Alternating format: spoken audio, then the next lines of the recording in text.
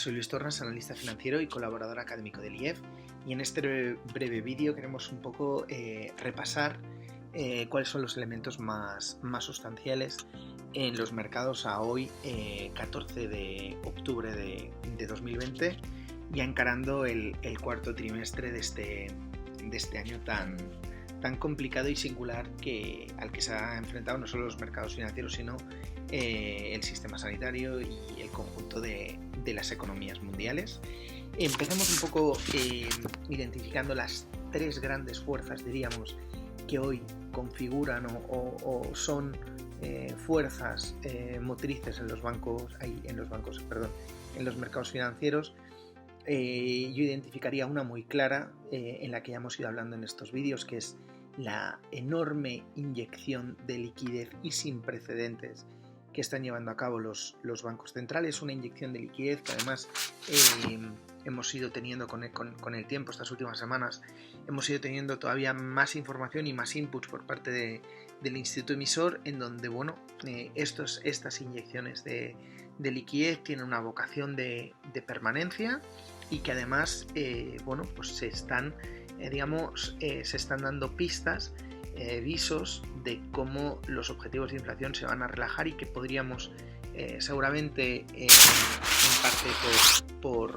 por voluntad, en parte porque no hay alternativa, de que incluso en un escenario a medio plazo donde pudiera haber un repunte de la inflación, pues que los estímulos monetarios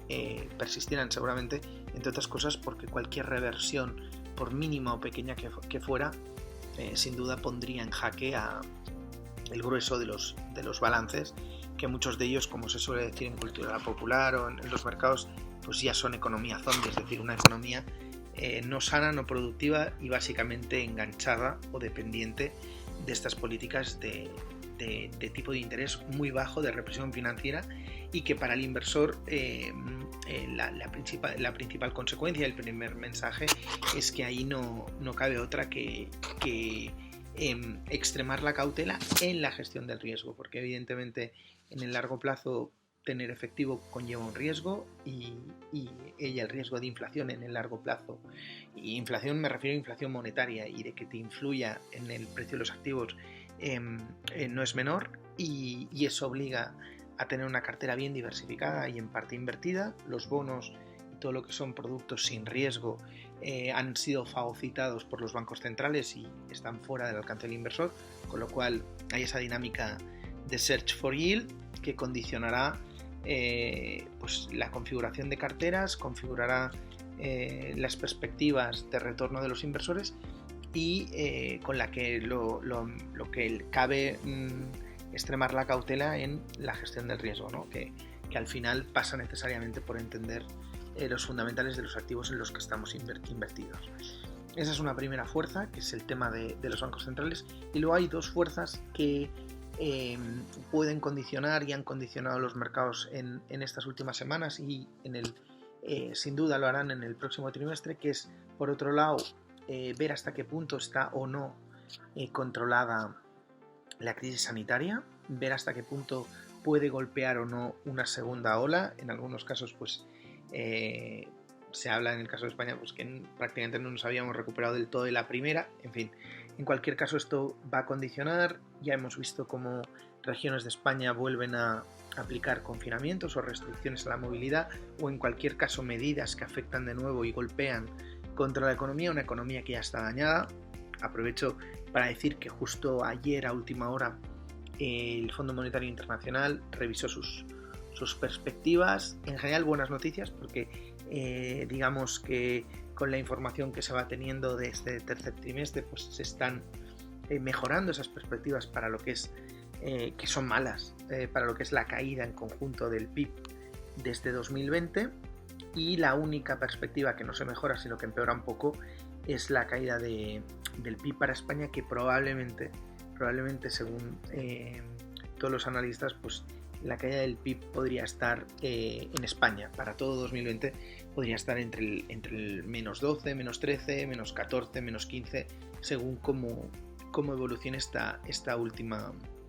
último trimestre del año. Entonces, esa es la segunda fuerza, el tema sanitario. Y por último, el tercer vector disruptor y que está influyendo ahora en los mercados, pues está el sprint final del ciclo electoral en Estados Unidos, que es el political event más importante que tenemos cada 4 años, en donde básicamente, sin entrar en detalles, pero entre los dos contendientes y desde un punto de vista estrictamente macro y de largo plazo, al final tanto el contendiente demócrata como Biden como Trump tienen una política económica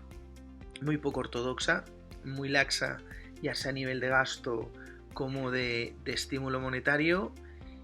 sin ninguna intención de cambiar este esquema. En el caso de los demócratas sí que es verdad que la diferencia es que, así como los republicanos no están apostando por bajadas de impuestos y el déficit es simplemente por incremento del gasto, en el caso de los demócratas pues habría un elemento a evaluar ahí de subida de impuestos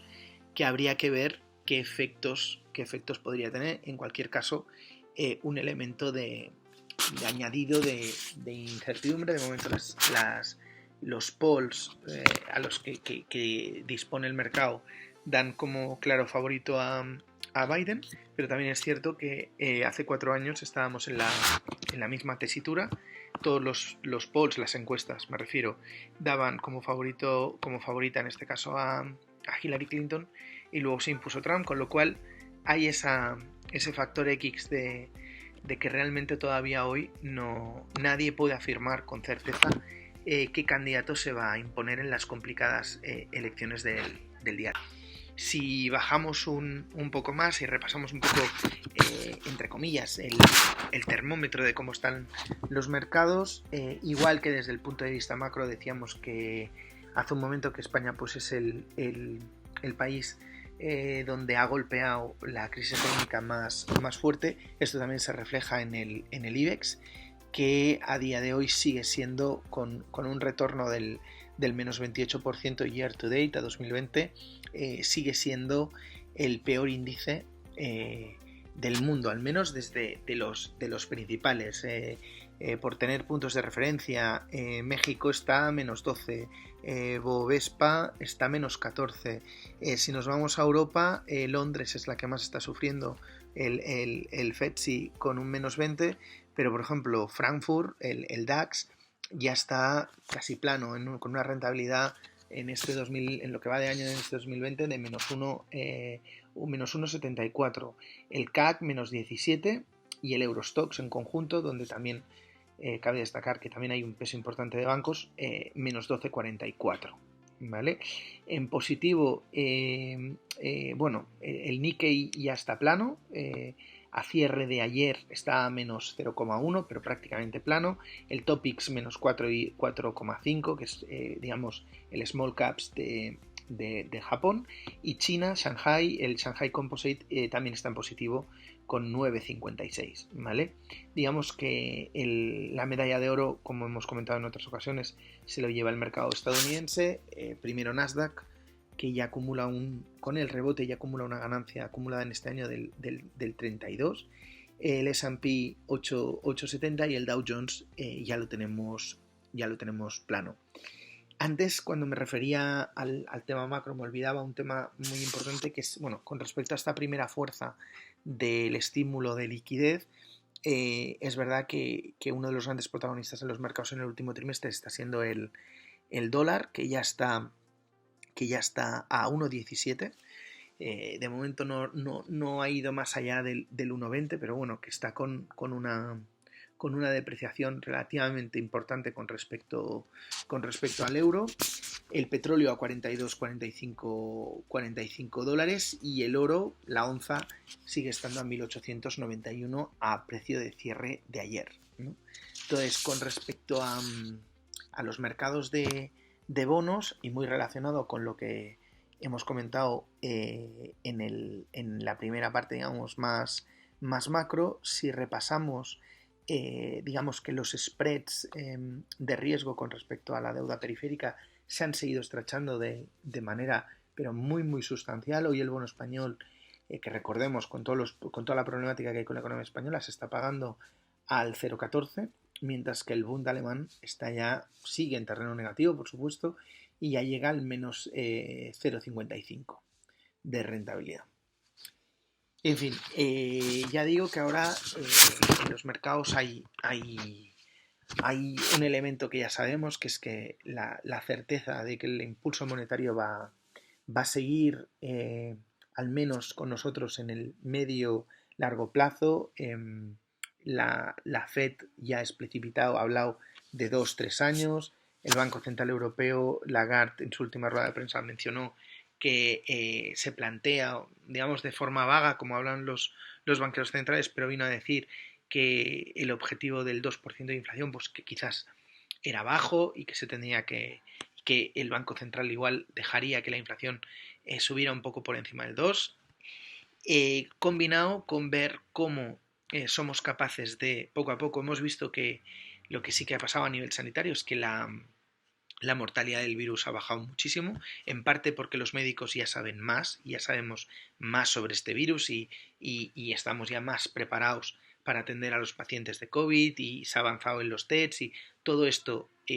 sin duda ha tenido un impacto muy positivo en la gestión sanitaria y además el propio debilitamiento del virus por la propia naturaleza del virus que para sobrevivir baja su mortalidad, que ya era un efecto esperado, pero es verdad que sigue siendo un elemento que condiciona la movilidad y el normal funcionamiento de la economía, con lo cual pues todavía la crisis sanitaria, digamos, que todavía forma parte de la estructura y de las reglas del juego para los inversores. Y por último, pues hasta el 3 de noviembre vamos a vivir un sprint de incertidumbre política, de ver un poco de qué candidato nos encontramos en la Casa Blanca y qué tipo de agenda nos encontramos, ¿no? O sea, ambos candidatos yo creo que tienen luces y sombras. La verdad es que sobre el papel ninguno de los dos son buenas noticias para el conjunto de la economía global, pero pues de nuevo, habrá que, como buenos inversores, habrá que adaptar las estrategias de inversión y la gestión del riesgo a las normas del juego que nos toque jugar, ya sea con Trump o con Biden. Sin más, como siempre, agradecer vuestro tiempo y atención y hasta la próxima.